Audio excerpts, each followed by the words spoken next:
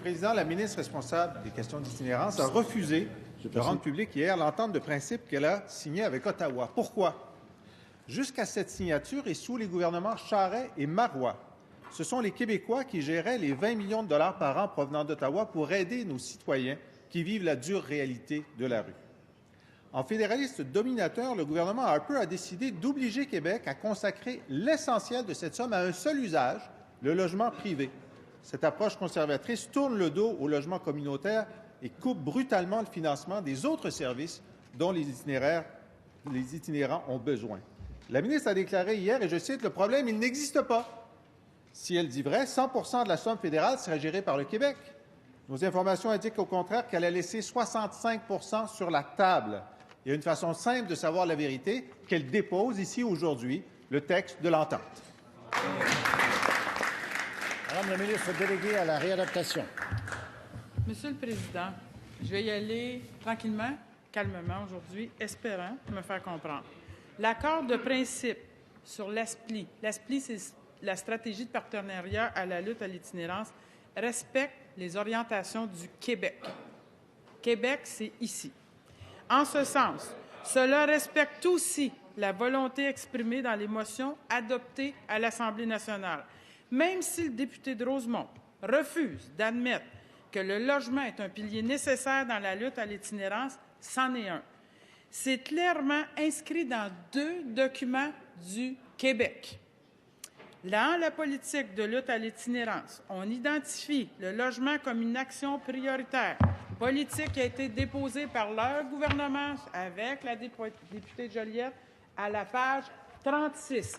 Demandez à votre recherchiste qui vous en donne une copie, c'est inscrit. Deuxième document, le plan d'action qui découle de la politique. Vous allez trouver les renseignements à la page 17 et 18 où on mentionne le logement. Bref, tout est fait en concordance avec les orientations du Québec. Ce sont des orientations du Québec. Nous, ce qu'on veut, c'est sortir les gens de la rue. Première complémentaire, M. le député de Rosemont.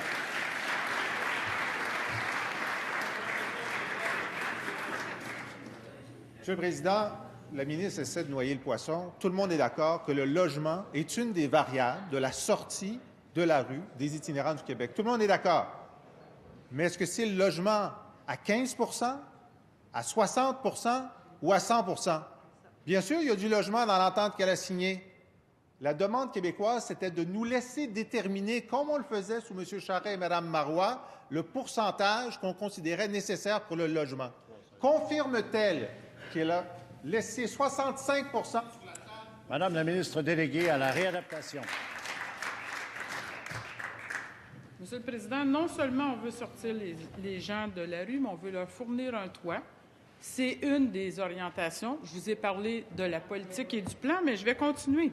Dans les 5 axes qui sont déployés dans l'ASPLI, celle que j'ai nommée hier, réduction de l'itinérance selon une approche de la stabilité résidentielle avec accompagnement, amélioration de l'autonomie des personnes et des familles en situation d'itinérance ou à risque imminent de le devenir, préservation et accroissement de la capacité d'installation pour cette clientèle, coordination et mobilisation des ressources, amélioration de la collecte et de l'utilisation.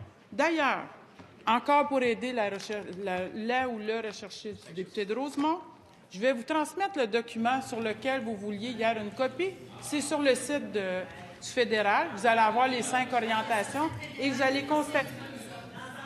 Consentement pour le dépôt. Consentement pour le dépôt. Deuxième complémentaire, M. le député de Rosemont. Donc, on comprend, M. le Président, que ces notes personnelles sont tirées d'un site fédéral. C'est exactement ce qu'on dit. Elle a laissé le fédéral lui dire quoi faire avec l'argent qu'on utilisait pour les autres besoins, les travailleurs de rue, l'accompagnement, le logement social. Elle a accepté que ce soit le fédéral sur son site qui lui dise non, nous, à Ottawa, on sait ce que vous devriez faire à 65 Déposez l'entente, qu'on la regarde. Qu'est-ce qu'il y a de caché dans cette entente qu'on ne puisse pas la lire tous ensemble?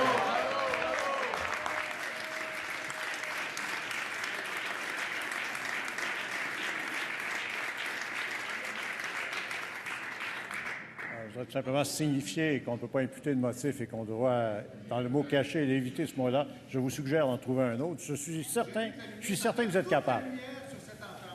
Il la dépose. Madame la ministre responsable de la réadaptation. L'entente respecte les orientations du Québec dans la politique et dans le plan d'action, Monsieur le Président. Non seulement ça, mais toutes les décisions vont relever d'un comité, comme c'était à l'époque. Est-ce qu'il veut qu'on laisse 20 millions sur la table, tout en ne respectant pas les orientations que nous sommes données et que nous avons votées? Alors, l'entente, au moment opportun, vous en aurez une copie et vous verrez qu'il n'y a aucun pourcentage. Vous voulez une chicane fédérale provinciale? Je sais que c'est votre orientation, ce n'est pas la nôtre. Nous, on travaille pour la population.